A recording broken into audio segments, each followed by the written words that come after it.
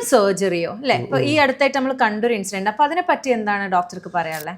അത് നമ്മൾ ഭയങ്കര ആക്സിഡൻസ് ഉണ്ടായി അല്ലെങ്കിൽ എന്തെങ്കിലും എമർജൻസി ഉണ്ടാകുമ്പോൾ നമ്മളെപ്പോഴും എയർവേ രക്ഷിക്കാന്നാണ് പറയുക. എയർവേ രക്ഷിക്കാൻ നമ്മൾ എന്താ ചെയ്യുക, ഒന്നുകിൽ മൗത്ത് ടു മൗത്ത് ബ്രീത്തിങ് കൊടുക്കും, അതല്ലെങ്കിൽ നമ്മൾ ട്യൂബ് ഇട്ടിട്ട് എൻഡോട്രിക്കൽ ട്യൂബ് ഇട്ടിട്ട് ഓക്സിജൻ കൊടുക്കും. ഇതൊന്നും പറ്റാത്ത ചില സിറ്റുവേഷൻ ഉണ്ടാവും.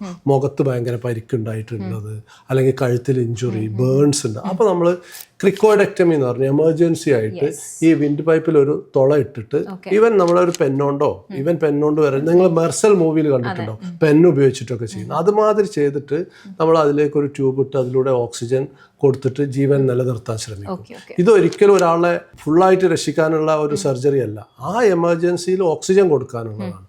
ബാക്കി നമ്മൾ ഹോസ്പിറ്റലിൽ കൊണ്ടുപോയി ഇയാളെ എങ്ങനെ രക്ഷിക്കാൻ പറ്റും എന്നുള്ള സിറ്റുവേഷനിലാണ് നമ്മളിത് നോക്കുക.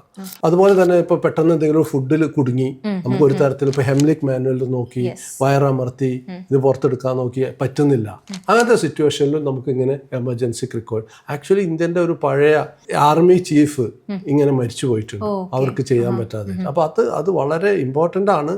നമുക്ക് എമർജൻസിയിൽ ഈ ഫുഡിനെ പുറത്ത് കളയാൻ പറ്റുമോ, ഇല്ലെങ്കിൽ ഒരു ക്രിക്കോട്ടമി ചെയ്തിട്ട് ട്യൂബ് ചെയ്യാൻ പറ്റുമോ എന്നുള്ളത്.